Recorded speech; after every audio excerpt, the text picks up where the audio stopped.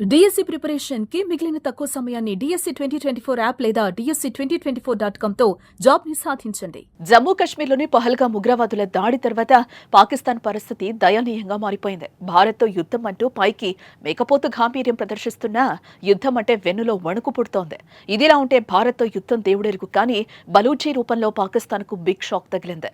గత కొన్నేళ్ల నుంచి పాక్తో పోరాటం చేస్తున్న బలూచిస్తాన్ నెమ్మదిగా పాకిస్తాన్ లో విస్తరిస్తోంది. ఇప్పటికే 40 మందికి పైగా పాక్ సైనికులను హతం చేసినట్లు ప్రకటించిన బలూచి తాజాగా పాకిస్తాన్లోని మాంగోచర్ సిటీని స్వాధీనం చేసుకున్నట్లుగా తెలుస్తోంది. స్క్రీన్ మీద కనిపిస్తున్న వీడియో ప్రకారం మనం చూస్తే మాంగోచర్ సిటీని స్వాధీనం చేసుకున్నట్లుగా కనిపిస్తోంది. ఆ సిటీని స్వాధీనం చేసుకున్న బలూచిస్తాన్ సైన్యం గన్లు పట్టుకుని సిటీలో పహారా కాస్తున్న దృశ్యాలు కూడా మనకి ఆ వీడియోలో క్లియర్ గా కనిపిస్తున్నాయి. వచ్చిపోయే వాహనాలను తనిఖీలు చేస్తోంది బలూచిస్తాన్ సైన్యం. దీంతో మాంగోచర్ సిటీని స్వాధీనం చేసుకున్నట్లుగా కనిపిస్తోంది. ఇక్కడ ఇదిలా ఉంటే కలాట్ జిల్లాలోని మాంగోచర్ సిటీలో 80,000కు పైగా జనం నివసిస్తున్నట్లుగా తెలుస్తోంది.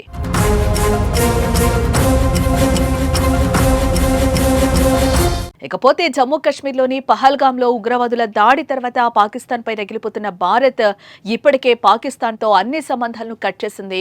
ఈ నేపథ్యంలోనే పాక్ పౌరులు చాలా మంది ఆ దేశానికి వెళ్లిపోయారు.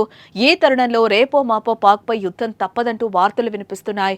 మరోపక్క పాకిస్తాన్ కూడా భారత్తో యుద్ధానికి సై అంటూ కవింపు చర్యలకు పాల్పడుతోంది.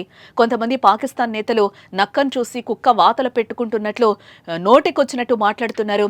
ఇలా వారు ప్రగల్భాలు పలుకుతున్న నేపథ్యంలో బలూచి తన పని తాను చేసుకుంటూ పోతోంది.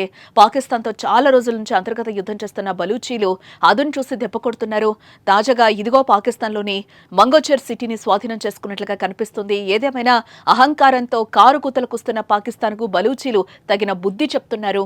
భారత్ చేతికి మట్టంటకుండా పని కానిచ్చేస్తున్నారు.